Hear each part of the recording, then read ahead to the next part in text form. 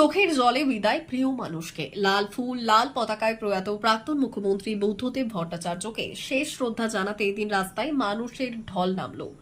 পূর্ব নির্ধারিত সূচি অনুযায়ী শুক্রবার সকালে পিস ওয়ার্ল্ড থেকে বুদ্ধদেব বাবুর মরদেহ বিধানসভা ভবনে নিয়ে আসা হয়।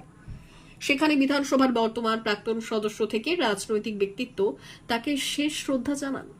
পরে বিধানসভা থেকে মরদেহ আলিমউদ্দিন স্ট্রিটে দলের সদর দপ্তরে নিয়ে আসা হয়। এখানে প্রিয় নেতাকে শেষ দেখা দেখতে অনুরাগীদের ঢল নামে। মৌলালি পর্যন্ত মানুষের লম্বা লাইন লক্ষ্য করা যায়। আলিমউদ্দিন স্ট্রিট থেকে মুজাফফর আহমেদ ভবনে মরদেহ নিয়ে যাওয়া হয়। এরপর এখান থেকে দেহদানের উদ্দেশ্যে মরদেহ NRS হাসপাতালে নিয়ে আসা হয়।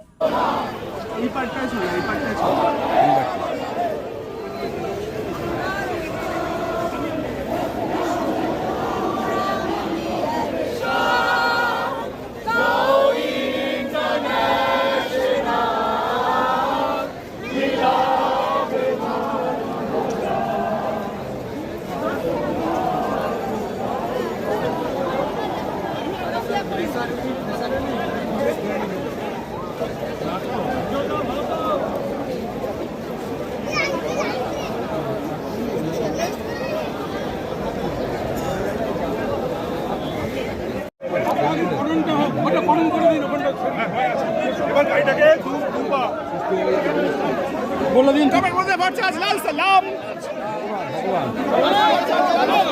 চলে যান